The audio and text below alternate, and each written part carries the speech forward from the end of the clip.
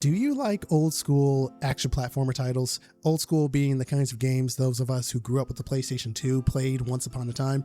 I know I sound old saying that, but that's beside the point. Superland is just about complete, but I wanted to try the demo for Duskfade this week. Bars? Duskfade is an action platformer that harkens back to the games of old, specifically early Kingdom Hearts, Ratchet & Clank, and maybe some Jak and Daxter. There are likely other influences or other titles that you can think of when looking at the game, but those were some of the ones that came to mind first for me. The Steam blurb describes the game, well, the demo at least, as a condensed version of the first level, showcasing the fast-paced action platforming, fluid combat, and all of that culminating into a boss battle with Wraith, the first boss of the game, which I'd assume is the first boss of the game since that's the first level, as they said. The only thing I disagree with here is the fluid combat part, but I'll get to that in a moment.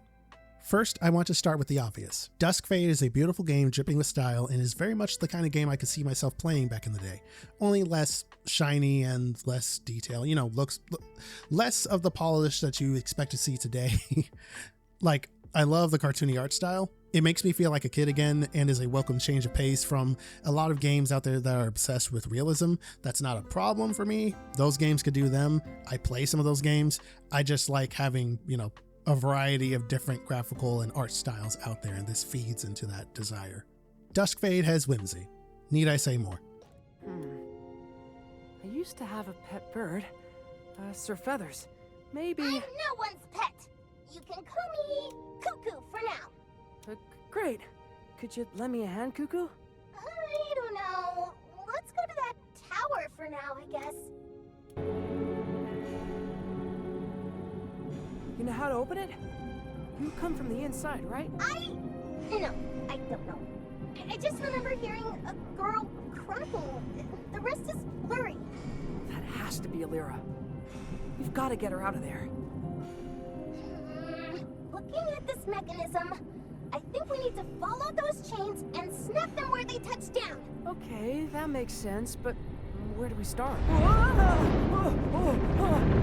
No, not Cinder. I think we got an answer.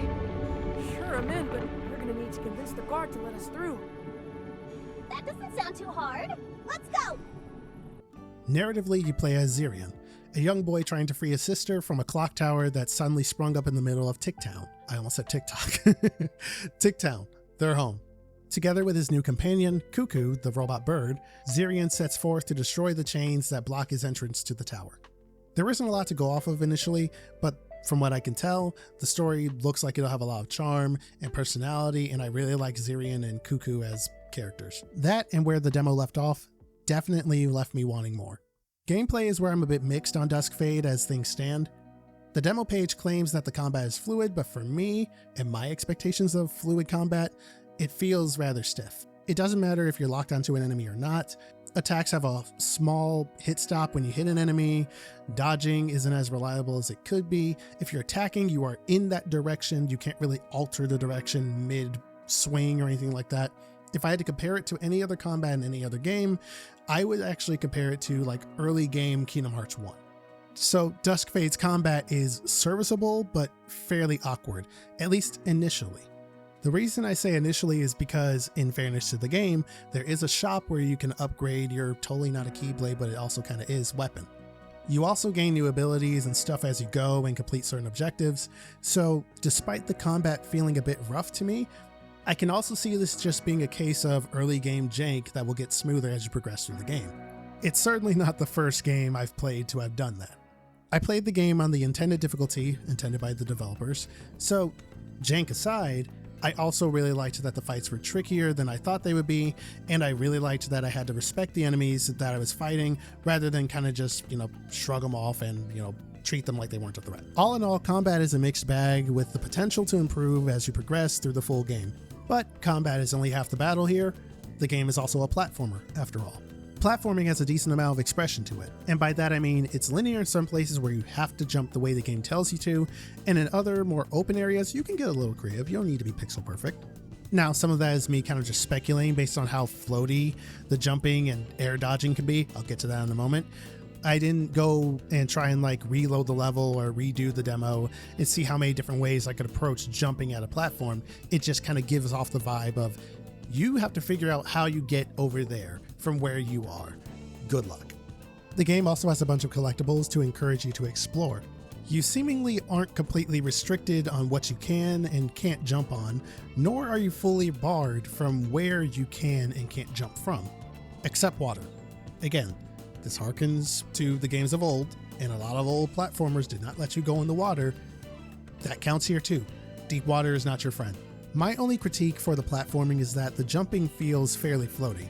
I'm fine with having to commit to a direction with where I'm going and not being able to change my mind midair, well, outside of the dodge at least. But that doesn't change the awkward floatiness that jumping and dodging in the air brings.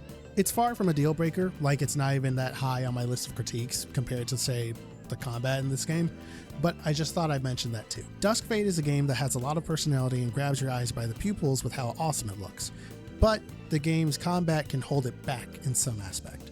That said, as I said before, that could just be early game I don't have my full kit yet vibes. Either way around, I had a really good time with this demo. It took me about an hour to get through, and even then there was still some side stuff that you can explore in Ticktown. Like, I was playing hide and seek with one of the ghosts? I don't really recall what they are. So there might be more in this demo to mess with, if you decide to mess with it.